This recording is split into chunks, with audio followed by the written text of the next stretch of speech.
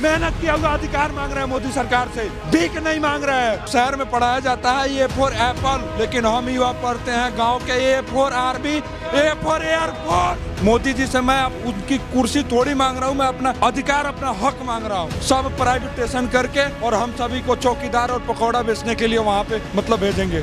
मोदी जी से मैं यही कहना चाहता हूँ, तो अगर सेना के साथ रहते, सेना को अग्निवीर नहीं बनाते। भगत सिंह ने कहा था कि बौरों को सुनने के लिए धमाके की जरूरत है। ये धमाका होगा हिंदुस्तान के नौजवानों की आवाज से, और ये आवाज हिंदुस्तान के हर गली से निकलेगा और मोदी सरकार को सत्ता से बाहर बैठाएगा। सूरत में जो कंपनी लगी थी ईस्ट इंडिया कंपनी, वो गुजरात में लगी थी। इनका बीज ही विदेशी है। ये देश को प्राइवेटाइजेशन करना चाहते हैं। मोदी जी उसी प्रकार कर रहे हैं। रेल बेच दिया, तेल बेच दिया, कुछ दिन में युवाओं को भी बेच देंगे। अरे देश का युवा सारा सड़क पे खड़ा, और कैसी सेना मजबूत होगी? मोनू बता दो, युवा खतरे में है। 50 लाख बालकों ने फार्म भरा, 400 रुपए पर फीस है। 50 लाख से 2 अरब रुपया बैठे, जो जितना 2 अरब रुपया आया बच्चों का यू सब चुनाव में लगा देगा। यू जिन भगवान श्री राम का मंदिर, उनके नाम पर ये वोट लूट रही है सरकार, उनके कभी आदर्शों पर चल नहीं सकती। पर हित के समान कोई धर्म नहीं होता है और पर पीड़ा के समान कोई धर्म नहीं होता है। लेकिन इन्होंने तो युवाओं को पीड़ा दी है, इस देश की जनता को पीड़ा दी है, देश के किसानों को पीड़ा दी है, तो इनसे बड़ा अधर्मी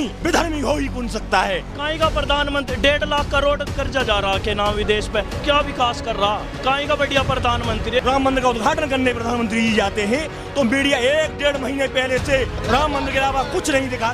लोकतंत्र को खत्म करने की पूरी साजिश है सरकार की। जब तक इस तन में दम रहेगा तब तक ये लड़ाई जारी रहेगी। जब तक तोड़ेंगे नहीं तब तक छोड़ेंगे नहीं। हमारी भर्ती पूरी कराए या तो हमें गोली मार दिए, शहीद कर दिया जाए यहीं पे। हम बस मोदी जी से यही मानते हैं। और 75 साल में सबसे झूठा प्रधानमंत्री अगर कोई हुआ है तो नरेंद्र मोदी हुआ है। रोजगार देने के नहीं, बेरोजगार करने वाली सरकार आई है। सब बदल दिया, सही तो बोल रहे हैं, सब बदल दिया। परमानेंट को अग्निवीर बना दिया, किसान को रोडों पर बैठा दिया, मेडिकल की सुविधा है नहीं, पहलवानों को धरना बैठा दिया, उनको ऊपर भी लाठी चलवा दी। सर सबसे बड़ी बात, सरकार तो अभी मोदी सरकार का ये राम राज्य चल रहा है, तो राम राज्य में सबको समान और सबको न्याय दिया जाता है। तो आप सभी देख रहे हैं कैसा राम राज्य है, ये कैसा राम राज्य आप देख सकते हैं आप सभी। कोई राम राज्य में भी लड़के दर की ठोकरें खा रहे हैं, सड़कों पे घूम रहे हैं। जब हमने अपनी प्रक्रिया ईमानदारी पूर्वक कर रखी है तो ज्वाइनिंग क्यों नहीं करवा रही है सरकार? मोदी जी से पूछना चाहता हूँ। मोदी जी से मैं उनकी कुर्सी थोड़ी मांग रहा हूँ, मैं अपना अधिकार, अपना हक मांग रहा हूँ। आप देख सकते हैं आज हमारे हाथ में AK-47 LMG जैसे गन होने चाहिए थे, हमारे तन पे वर्दी होना चाहिए था, लेकिन आज हमारे हाथ में पोस्टर बैनर है। हम लोग दर के ठोकर खा रहे हैं, विरोध धरना प्रदर्शन कर रहे हैं। लेकिन सरकार तो रोजगार देने की बात करती थी, अभी भी बात कर रही है। अभी बजट आया है कल, उसमें भी वो कह रहे हैं युवाओं को बहुत बजट देंगे, युवाओं को बहुत समर्थन देंगे, मजबूत करेंगे, वो देश की तरक्की में योगदान देंगे। लेकिन एक कैसी झूठी बातें करती है ना कि काम भी करती है जमीन। आपको मैं बताता हूँ, रोजगार के बारे में आपने सवाल किया मेरे से। जहाँ 84,000 SSGD का वैकेंसी आने वाला था, आज पूछ लीजिए किसी भी लड़का से 26,000 वैकेंसी आया है। मैं बता रहा हूँ, अभी रेलवे में आने वाला था लगभग 1.5 लाख का, टोटल 1.5 लाख वैकेंसी आने वाला था, लेकिन उसका 5900 वैकेंसी आया है। आप देख सकते हैं जब इलेक्शन के समय इतना कम वैकेंसी आ रहा है तो ये जीत जाएंगे तो उसके बाद में क्या वैकेंसी देंगे? ये सब प्राइवेटाइजेशन करके और हम सभी को चौकीदार और पकौड़ा बेचने के लिए वहाँ पे भेजेंगे। क्या चाहते हैं मोदी जी? आपको कुछ समझ आ रहा है? मोदी जी से मैं यही कहना चाहता हूँ, देश में कभी भी क्रांति लाया तो युवा लाया है। अगर आप युवा के साथ गलत करेंगे, युवा के साथ अन्याय करेंगे तो एकदम क्रांति आएगा, आपके सरकार के विरुद्ध आएगा और जरूर आएगा क्रांति। क्योंकि हम लोग 3 साल से दर की ठोकरें खा रहे हैं अपनी भर्ती के लिए, अपने अधिकार के लिए, अपना हक के लिए, जिसके लिए हमने 4 से 5 साल तपस्या किया था, मेहनत किया था, तब जाकर भर्ती क्लियर हुआ था। अगर आप लोग अपने बच्चे को कभी दौड़ा कर देखे होते, अगर अपने बच्चे, अपने भाई भतीजे जो भी हो, अगर उनको दौड़ा कर देखे होते 1600 मीटर का दौड़, तब आपको दर्द पता होता है कि क्या होता है दर्द, क्या होता है भर्ती का जोश और क्या होता है जुनून। लेकिन वो तो कहते हैं मैं खुद एक गरीब परिवार का बेटा हूँ, गरीब परिवार से आया हूँ, गरीबों का दर्द समझता हूँ। लेकिन ये फिर कैसा दर्द समझ रहे हैं कि आप लोगों से बात तक नहीं कर रहे हैं? यही आप खुद में, अब जितना भी हमारा प्रोटेस्ट हुआ है, आप सभी मीडिया साथी हमारे साथ थे, आप सभी देख सकते हैं। आप जब से हम सभी प्रोटेस्ट कर रहे हैं, कोई भी मतलब सरकार के तरफ से कुछ भी यहाँ पे आया हम लोगों से मिलने या पूछने कि हाँ क्या आपका प्रॉब्लम है, क्या समस्या है, इसका मतलब ये लोग जानबूझ के झूठा मूठा चारों तरफ फैलाते हैं कि युवा के साथ है, सेना के साथ है। अगर सेना के साथ रहते, सेना को अग्निवीर नहीं बनाते और हमारे साथ अन्याय नहीं करते। सबसे बड़ी बात है, इनको ये मतलब चाहते हैं कि पूरा युवा जो है बेरोजगार रहे, और बेरोजगार रहेगा तो युवा नशा करेगा, और नशा करेगा तो 10,000 15,000 का जॉब करेगा, और हम जिस तरह चाहे उस तरह इनका यूज करेंगे, और जिस तरह चाहेंगे उस तरह कंपनी फैक्ट्री में इनको भेज के। वो तो युवाओं को सशक्त बनाने की बात करते हैं, कहते हैं युवाओं को जितना सशक्त मोदी सरकार ने बना दिया कोई नहीं बनाया पाया। तो अब देख, सब सशक्त है, देख सकते हैं, कैमरामैन आप सभी देख सकते हैं, सभी सशक्त है, रोड पे बैठे हैं, दर की ठोकर खा रहे हैं, कहाँ सशक्त है, अपना अधिकार मांग रहे हैं, मेहनत किया हुआ अधिकार मांग रहे हैं मोदी सरकार से, भीख नहीं मांग रहे हैं। लेकिन क्या लगता है कि ऐसा क्यों कर रहे हैं मोदी जी? तानाशाही चल रही है इस देश में, लोग अपना हक मांगेंगे, हक नहीं देंगे। बिल्कुल तानाशाही है सर, मैं क्या बताऊं।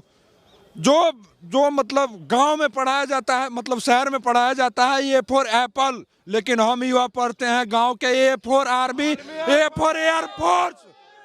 ये उनको पता क्यों नहीं, मतलब क्या सोच रहे हैं हमको पता, हम सभी युवा को समझ में नहीं आ रहा है। जब हमने ईमानदारी पूर्वक सारी भर्ती की प्रक्रिया पास की है, तो उन्हें तो ईमानदारी पूर्वक सभी लड़के को भर्ती लेना चाहिए था। तो आप सभी देख रहे हैं जिस तरह से हम दर की ठोकरें खा रहे हैं, आप सभी को भी पता है कि कैसी सरकार है, कैसी सरकार नहीं। लड़ाई जारी रहेगी आप लोगों की, क्योंकि दूसरा दिन है और 4 दिन का आप लोगों को ये धरना है। 2 दिन हो गए हैं, 2 दिन में विपक्ष का तो साथ मिल रहा है, लोग आपकी बातें कर रहे हैं, सरकार आप तक नहीं आ रही है, ना तो आपकी बात कर रही है। देखिए, भगत सिंह ने कहा था कि बौरों को सुनने के लिए धमाके की ज़रूरत है। तो ये धमाके कोई गोला और बम बारूद से नहीं होगा, ये धमाका होगा हिंदुस्तान के नौजवानों की आवाज़ से, और ये आवाज़ हिंदुस्तान के हर गली से निकलेगा और मोदी सरकार को सत्ता से बाहर बैठाएगा। सीधी सी मुद्दा है,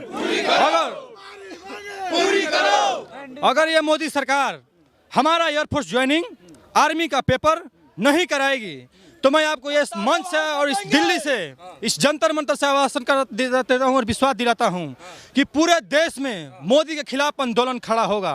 और जो नौजवान, जो साथी हमारे साथ खड़ा नहीं होगा, वो समझ जाइए कि कहीं ना कहीं वो भी अंग्रेजों का औलाद है। जो हमारे साथ खड़ा रहेगा, इस देश को फिर से हम आज़ादी कराएंगे और इस देश को बताएंगे कि सत्ता कैसे हिलाई जाती है। सरकार तो कह रही कुछ गड़बड़ नहीं चल रहा है, सब ठीक चल रहा है, फिर से वैकेंसी निकालेंगे, सब ठीक। सरकार खुद ही गड़बड़ कर रही है। अब दरअसल में मैं एक बात बताऊं तो मेरा छोटा भाई है यू, घर में जो सबसे ज्यादा उपाधि बालक रहे, भारत चूरन बेचने वाला, ठापनी किताब देता है। अब मोदी जी कहाँ के हैं मुझे यूँ बताओ। गुजरात में कौन कौन आदमी घोटाले कर करके भागे, कहाँ कितने 3 आदमी भागे ना घोटाले कर करके। ये मोदी सबसे पहले ये बताओ, सूरत में जो कंपनी लगी थी, ईस्ट इंडिया कंपनी, वो गुजरात में लगी थी। इनका बीज ही विदेशी है, बीज ही इनका विदेशी है। ये देश को प्राइवेटाइजेशन करना चाहते हैं, ये देश को प्राइवेटाइजेशन करना चाहते हैं। अब जो छोटा बच्चा रहता है घर का, किसी चक्कर में कुछ बेच दिया घर का, मोदी जी उसी तो प्रकार कर रहे हैं। रेल बेच दिया, तेल बेच दिया, कुछ दिन में युवाओं को भी बेच देंगे। सेना बेच दी। तो जब आए थे 2014 में, बोले थे सेना को मजबूत करेंगे, सेना को प्राइवेट। भैया सेना मजबूत होती रही है, यू सेना मजबूत ही हो रही है। और कैसी सेना मजबूत होगी? अरे देश का युवा सारा सड़क पे खड़ा, और कैसी सेना मजबूत होगी? मोनू बता दो, युवा खतरे में है। नू बताओ, घर में कोई मतलब बालक मरे तो वहाँ बाप समझावे। अब हम युवा देश के, अरे हमें सरकारी तो समझाए। एक बात बताओ, जब यू आर्मी का पेपर कैंसिल हुआ तो कुछ बच्चे ने बहुतन ने आत्महत्या करी ही, तो फिर आत्महत्या करी। सरकारी कोई अफसर हमें कोई भी झूठा आश्वासन ना दिया कि बच्चों तुम गलत कदम मत उठाओ। अगर घर का कोई बालक गलत कदम उठावे तो फिर माँ बाप समझावे। तो फिर सरकार के विरुद्ध भाई, सरकार तो हमारी माँ बाप है, क्योंकि हम कहा ना मतलब 1900 भर्ती दे गए, तो फिर सरकार हमें ना मतलब आश्वासन तो दे दी कि तुम गलत कदम मत उठाओ, है नहीं। बच्चे आत्महत्या कर रहे, कोई झूठा आश्वासन ना, देश का युवा सड़क पे खड़ा। बतामा देश का जो प्रधानमंत्री नरेंद्र मोदी बच्चों को कितना अंधकार में देख रहा। यूपी पुलिस की 60,000 वैकेंसी आई हैं, 60,000 वैकेंसी आई हैं, 50 लाख बालकों ने फार्म भरा। 400 रुपए पर फीस है, 50 लाख से 2 अरब रुपया बैठे। अब सोच लो 2 अरब रुपया बैठता है, घोटाला भी हो गया। घोटाला रे चुनाव में लगागा। जो जितना 2 अरब रुपया आया बच्चों का यू सब चुनाव में लगा देगा यू। और क्या कर रहा है यू? देखिए, हमारा देश में मंदिर से ही विनाश शुरू हुआ था और फिर मंदिर पर ही आ गया है। 712 ईस्वी में मोहम्मद गजनी ने सोमनाथ मंदिर को लूटा था गुजरात में, और उस मंदिर से ही तमाम विदेशी आक्रमणों ने मेरे देश पर आक्रमण शुरू किया, और फिर हमारी देश की जो मुद्दा है उस मंदिर पर ही आकर टक गई है। लेकिन मैं देश को बार बार कहता हूं कि मंदिर मस्जिद के चक्कर में मत पड़िए। इस देश का सबसे बड़ा मुद्दा है महंगाई और बेरोजगारी। उस पर बात करिए। ये सरकार मंदिर के नाम पे जो वोट बैंक बनाती है, लेकिन जिन भगवान श्री राम का मंदिर उनके नाम पर ये वोट लूट रही है सरकार, उनके कभी आदर्शों पर चल नहीं सकती। गोस्वामी तुलसीदास जी ने लिखा है श्री रामचरितमानस में कि परहित सरस धर्म नहीं भाई, पर पीड़ा सम अधमाई। तो परहित के समान कोई धर्म नहीं होता है और पर पीड़ा के समान कोई अधर्म नहीं होता है। लेकिन इन्होंने तो युवाओं को पीड़ा दी है, इस देश की जनता को पीड़ा दी है, देश के किसानों को पीड़ा दी है, तो इनसे बड़ा अधर्मी विधर्मी हो ही कौन सकता है। कहते हैं मुझसे बड़ा देश का सबसे अच्छा प्रधानमंत्री कोई नहीं हो सकता। देश का कितना अच्छा प्रधानमंत्री है ये पूरा देश जानता है, ये युवा जानता है, ये किसान जानते हैं, ये देश का हर गरीब जानता है। केवल कोई जानता नहीं है तो वो नहीं जानते इस देश के उद्योगपति और बड़े बड़े अमीर लोग। लेकिन आप लोगों से मेरी एक निवेदन है, ये आपसे मैं कहना चाहूँगा कि जो हमारी आवाज़ें हैं इनका आप टाइटल और थंबनेल अग्निपथ और अग्निवीर के नाम पर साइड मत कर देना। सिर्फ इनका हमारा टाइटल और थंबनेल होना चाहिए। जो पेंडिंग भर्ती हमारी अग्निपथ आने से 2 साल पहले कंप्लीट हो चुकी थी, उसकी जिस सरकार ने जोइनिंग नहीं दी, वो टाइटल और थंबनेल होना चाहिए। इस देश की जनता को मालूम होना चाहिए कि जो युवा अग्निपथ आने से 2 साल पहले ही सेलेक्ट हो चुके थे, उनको जोइनिंग नहीं दी गई। सवाल यह है कि क्या अहंकार आ गया क्या मोदी जी में कि युवाओं की बात नहीं सुन? अहंकार भैया सन 2014 में आया है यू, जब 56 लाख करोड़ कर्जा है इंडिया पे। अब कितना है मुझे नू बताओ। 100 करोड़ से ऊपर तो कर्जा जा रहा। कहीं का प्रधानमंत्री 1.5 लाख करोड़ कर्जा जा रहा के नाम विदेश पे। बा क्या नाम है यू, क्या विकास कर रहा? कहीं का बढ़िया प्रधानमंत्री, 1 घंटा पर बढ़िया नहीं यू। डंका बज गया, हर तरफ विकास ही विकास। अरे भैया यू मीडिया करवा रही है, सारा तो मीडिया करवा रही है यू।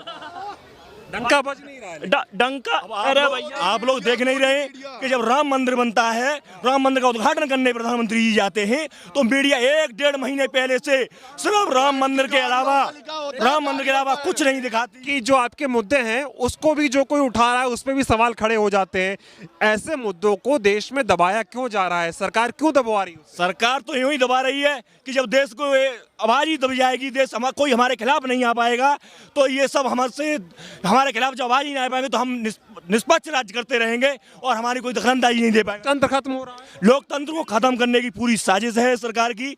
लोकतंत्र तो बहुत ही खतरे में है।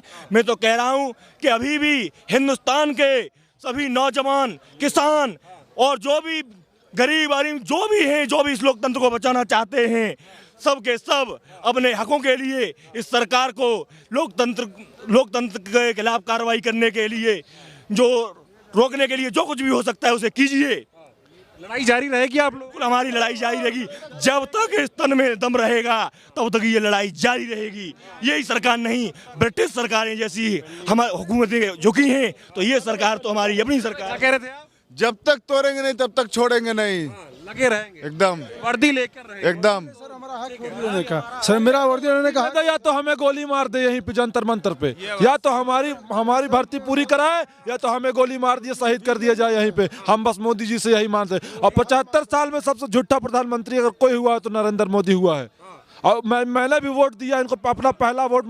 युवाओं की सरकार आई थी, रोजगार देने वाली सरकार आई थी। रोजगार देने के नहीं, बेरोजगार करने वाली सरकार आई है, रोजगार देने वाली सरकार नहीं आई है। और आज ये हमारे ऊपर है, कल धीरे धीरे हर तबके के ऊपर किया जाएगा। ये सबसे बड़ा रोजगार होता है, सब भाजपा सरकार में हुआ है। तो कहते हैं हम जब से आए सब बदल दिया। सब बदल दिया, सही तो बोल रहे हैं, सब बदल दिया। परमानेंट को अग्निवीर बना दिया, किसान को रोडों पर बैठा दिया, मेडिकल की सुविधा है नहीं तो बदल तो दिया ही उन्होंने। पहलवानों को धरना बैठा दिया, उनको ऊपर भी लाठी चलवा दी।